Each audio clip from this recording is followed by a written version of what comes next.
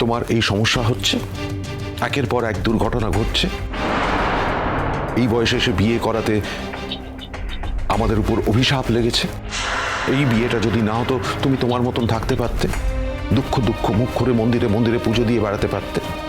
সেটাই হয়তো ভালো ছিল। এখন হয়তো তোমার মনে হচ্ছে যে এই বয়সে এসে আমাদের যে বিয়েটা, সেটা আমাদের সোসাইটাল নর্মের জায়গা থেকে হয়তো নর্মাল নয়।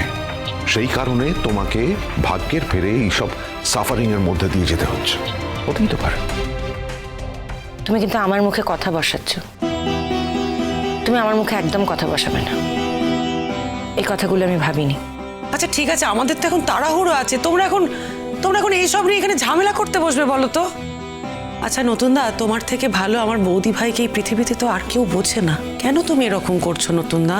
করছি, আমিও তো রক্ত মাংসের মানুষ। আমারও তো ভালো লাগা খারাপ লাগা আছে। দিনের শেষে আমারও নিজেকে কাটাছেঁড়া করে দেখতে ইচ্ছে করে যে আমি কোথায় ভুল করেছি। কেন তো আমি কি ভুল করেছি আমি বুঝতে পারি না। সেটা হয়তো আমার লিমিটেশনস। হয়তো তোমার বৌদি সেই ভুলগুলো খুঁজে পায় আমার মধ্যে। তুমি সমানে আমার মুখে কথাগুলো বসিয়ে যাবে তো? ঠিক আছে বসাও, আমি কিচ্ছু বলবো না। আমি চুপ করে থাকবো। বসাও বসাও বসাও। দেখো, তোমাদের মধ্যে না এই রকম কথাবার্তা আমাদের একদম ভালো লাগে না শুনতে। আরে বাবা, তোমরা আমাদের কাছে আইডল। কেন এরকম করছো নতুনদা? আচ্ছা ঠিক আছে, আই এম সরি। মিঠিমা, যা ভিতরে দেখি আয়। আমি আর ভিতরে যাবো না, আমার ভালো লাগছে না। আমি এখানেই আছি। আমার না খুব ভয় করছে। আজকেও যদি এখানে আসে কৃষাণু, তো অনেকগুলো হসপিটালেই যায়।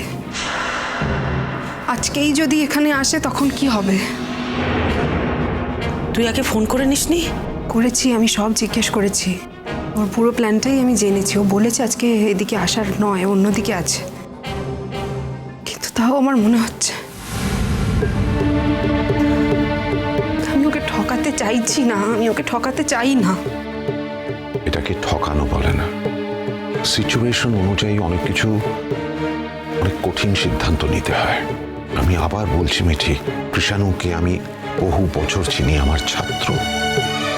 ও কেমন চরিত্রের মানুষ, ওর মেন্টাল সেট আপ কোন জায়গায় আছে আমি জানি। কিন্তু এই ক্ষেত্রটা ইজ ডিফারেন্ট। আমরা জানি না এই সিচুয়েশনে ও পুরো বিষয়টাকে কিভাবে নেবে। তাই আবারও বলছি, সব কথা সবার কাছে উজাড় করে দিতে নেই। কিছু কিছু কথা জীবনে নিজের কাছে রাখতে হয়। যখন তুমি অ্যাবসলিউটলি শিওর হবে যে ও তোমার পাশে ঠিক অতটাই স্ট্রংলি দাঁড়াতে পারবে, তখনই তুমি কিন্তু শেয়ার করবে। নচেত নয়, তাহলে অনেক ঝড়, অনেক বিপদ আসতে পারে। আর তোর যদি মনে হয় যে কৃষাণু যে কোনো সময় চলে আসতে পারে, তাহলে আর দেরি করা উচিত না। তাড়াতাড়ি যা, ডাক্তারকে দেখা।